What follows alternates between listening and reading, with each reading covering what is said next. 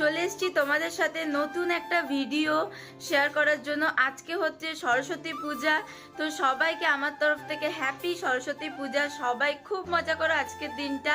আর এই দেখো আমি এখানে মেহেন্দি পরেছি, কেমন লাগছে অবশ্যই কিন্তু কমেন্ট করে জানিও।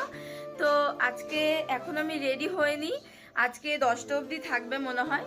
তো চলো আগে একটু মাসি বাড়ি যাবো, মাসি বাড়ি থেকে একটা জিনিস আনার আছে, তো ওটাকে এনে নিই, তারপর আবার তোমাদের সাথে কথা হচ্ছে। তো তোমরা ভিডিওটা কন্টিনিউ দেখতে থাকো, একদম স্কিপ করবে না, অনেক ইন্টারেস্টিং ভিডিও আসতে চলেছে। তোমাদেরকে তো বললামই যে আমি একটু মাসির বাড়ি যাব, তার জন্য কিন্তু গাড়ি বার করছিলাম। আর মা বলে যে গাড়ি কিন্তু সকালবেলা বার করলে কিন্তু গাড়িতে জল দিতে হয়, তার জন্য আমি এখানে জল দিয়ে দিচ্ছিলাম। আর এই নিয়মটা কে কে পালন করো অবশ্যই জানিও। আর আমার গাড়ির পেছনটা কিন্তু ভেঙে গেছিলো, সেটা অনেকেই ভিডিওতে দেখেছো, যারা যারা আমার ভিডিও দেখো। আমি কিন্তু এটাকে পুরো চেঞ্জ করিয়েছি, তো এখন কেমন লাগছে সেটা জানিও। আর তারপরেই চলে গেছিলাম হচ্ছে একটা জেঠির বাড়িতে, যে জেঠিটার বাড়িতে পুজো হবে, তো সেটাই জানতে গিয়েছিলাম যে কখন পুরোহিত আসবে। আর সেটা জেনে চলে গেলাম মাসির বাড়িতে। মাসির বাড়িতে কি করতে গেছিলাম সেটা তো তোমরা আশা করি একটু একটু বুঝতেই পারছো। মাসির বাড়িতে আমার একটা শাড়ি সেলাই করতে দিয়ে এসেছিলাম, তো সেটাকে এখন আনতে গিয়েছিলাম। আর মাসির বাড়িতে এসে দেখি যে বুনু কিন্তু এদিকে পুরো রেডি, বুনু এখন ঘুরতে বেরোবে। আর আমার বুনুকে কেমন লাগছে সেটা কিন্তু তোমরা অবশ্যই কমেন্ট করে জানিও। আর বুনু আজকে কিন্তু হলুদ রঙের শাড়ি পরেছিল, সরস্বতী মানেই কিন্তু হলুদ, আর সেই ছোটবেলার কথা মনে পড়ে গেল। তো যাই হোক, তারপরে এই যে আমি এখানে একটুখানি স্টাইল মেরে নিচ্ছিলাম, কারণ রোদটা খুব ভালো লাগছিল, প্রচুর ঠান্ডা লাগছিল। একটু পরে যেহেতু স্নান করতে হবে তাই প্রচুর ঠান্ডা লাগছিল। তো যাই হোক, তারপরে মাসির বাড়ি থেকে বেরিয়ে পড়লাম। ওখান থেকে তারপর দোকান চলে গেলাম। দোকান থেকে এসে দেখি যে ভাইপোর অঞ্জলি দেওয়া হয়ে গেছে, আর এদিকে আমার এখনো স্নানই কমপ্লিট হয়নি। তারপরেই দেখো মা কিন্তু দেখি এদিকে পুরো উঠান বাড়ি সমস্ত কিছু ভালো করে ধুয়ে নিয়েছে।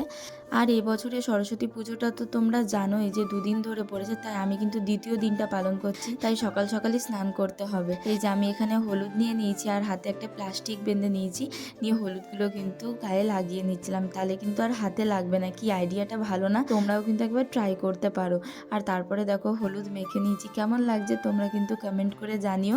আর তোমরাও কি হলুদ দিয়ে স্নান করলে এই সরস্বতী পুজোর দিন অবশ্যই কিন্তু কমেন্ট করে জানিও। তারপরে আমার এখানে স্নান কমপ্লিট হয়ে গেছে। আর আজকে কিন্তু সরস্বতী পুজোর সাথে সাথে আজকে হচ্ছে সোমবার, আমাকে কিন্তু শিব মন্দিরেও যেতে হবে পুজো দেওয়ার জন্য। তার আগে আমি এখানে সরস্বতী পুজোর অঞ্জলিটা আগে দিয়ে নিচ্ছিলাম। তো বাবার কাছ থেকে পেন আর প্রণামী নিয়ে নিলাম, আর তারপরে বই খাতা নিয়ে চলে গেলাম সোজা হচ্ছে যেখানে পুজো হবে তাদের বাড়িতে, একটা জেঠির বাড়ি। তো চলো ওখানে যাই। এই দেখো এখানে চলে এসেছি, আর এখানে কিন্তু পুরোহিত এসে পুজো স্টার্টও করে দিয়েছে। আর তারপরে এখানে আরতি হচ্ছিল, আর তারপরে কিন্তু আমরা এখানে অঞ্জলি দিতে বসে গেছিলাম। অঞ্জলিটা কিন্তু খুব সুন্দরভাবে দিতে পেরেছিলাম এবছর। অন্যবার যেমন তাড়াহুড়ো থাকে, এবছর কিন্তু কোনো তাড়াহুড়ো ছিল না।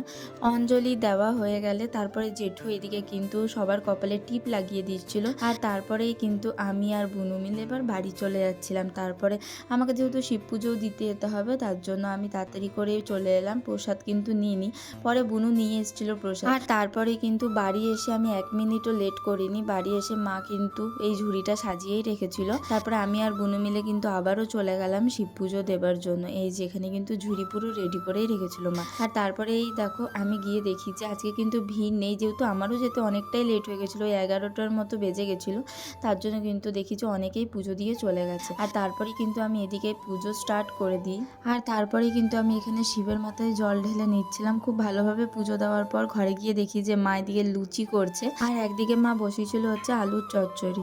আর এখানে কিন্তু আমিও মাকে একটুখানি হেল্প করে দিচ্ছিলাম আলুর চচ্চড়িটা করে দিতে। আর আলুর চচ্চড়িতে এবার জল দিয়ে ফুটে গেলেই কিন্তু আমাদের এখানে হয়ে যাবে রেডি।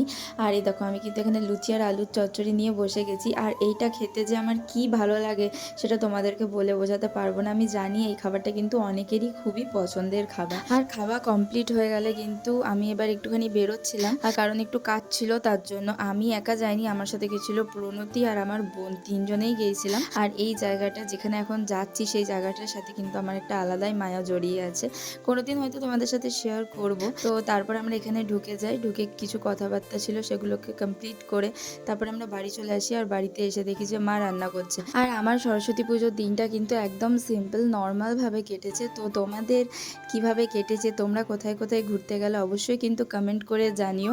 আমি কোথাও ঘুরতে যাইনি সেরকমভাবে, তারপরে ঘরে এসে কিন্তু ভাত খেয়ে নিয়েছি।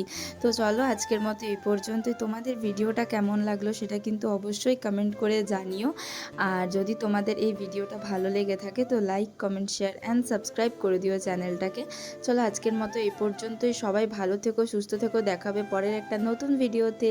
টাটা।